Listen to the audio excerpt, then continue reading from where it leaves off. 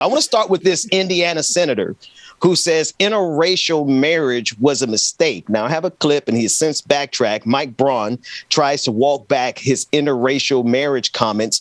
Let's play D1, and this is what he originally said. So you would be okay with the Supreme Court leaving the question of interracial marriage to the states? Yes, I think that that's something that if you're not wanting the Supreme Court to weigh in on issues like that, you're not going to be able to have your cake and eat it too. I think that's hypocritical. What about Griswold versus Connecticut? Well, you can list a whole host of issues. When it comes down to whatever they are, I'm going to say that they're not going to all make you happy within a given state, but that we're better off having states manifest their points of view rather than homogenizing it across the country as Roe versus Wade did. Now, before we jump into it, I want to share a tweet of him walking it back. If you pull it up on the screen, again, this is Indiana Senator Mike Braun trying to walk back his comments on interracial marriage. And listen, I'm going to be honest with you. Part of me, Dr. Mack, feels like maybe he didn't even know what he was talking about, that particular case. But I don't think it's too far from where we are in America for a senator, whether it be state senator or a U.S. senator. I don't think we're so far gone, Rebecca and James, in this country where these cats can't just come out and just say it, because everything else that we're leading up to, this just makes sense. Like, he might be walking it back fine, right? He might not have even known what he was talking about because a lot of them are idiots. But I just don't think it's too far from the course to say that we have people who don't want interracial marriage in 2022. It's fair. Queen? Right.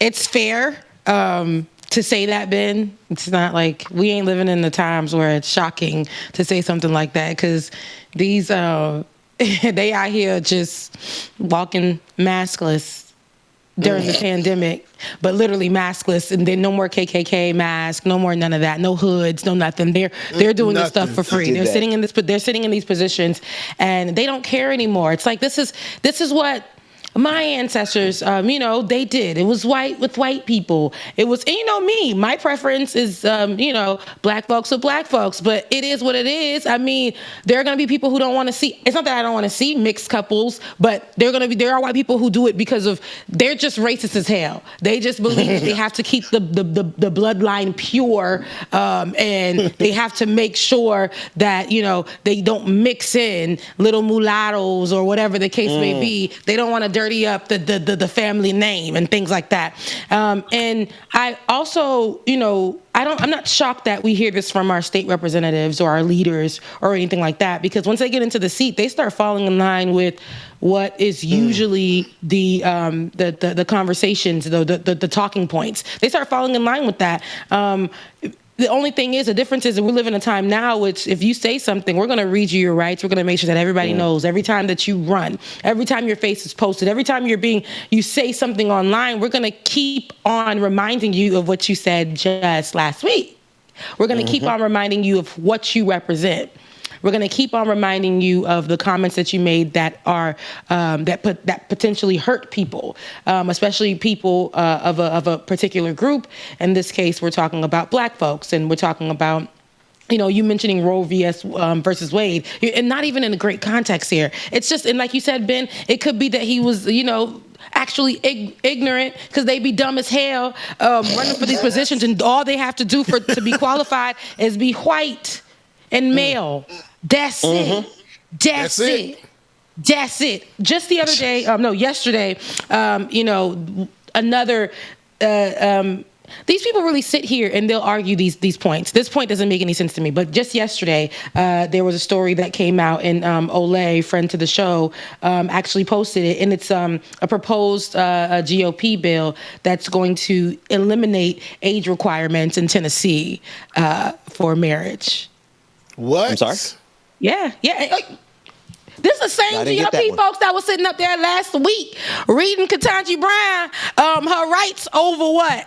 Child pornography. Remember them? Child pornography. They're the same ones that are trying to sign this bill eliminating that. So whatever this man said, whatever he's saying, it may just fall in line with the talking points. But once, we're making it a big deal, but this is what they really truly believe. They only, I just believe, they believe this stuff. Whatever that man said, believe it. This is what they stand on. This is historically, they're racist as hell. When they show you who they are. It's who they are. It's who they are. Yeah. The next thing that's going to happen is segregation going to come back. That's what it's going toward. In some places it never left. CRT. In some places it never left. Some places here in Georgia, they just integrated and started having integrated proms. And that's terrible that we in 2022, the year of our Beyonce, that we in 2022 just now integrating proms where black and white people can go to prom together. That's some crazy stuff, man. That's crazy. Queen, let me say this from a historical perspective, and I'm going to push back on Ben saying that maybe he didn't know what he was talking about.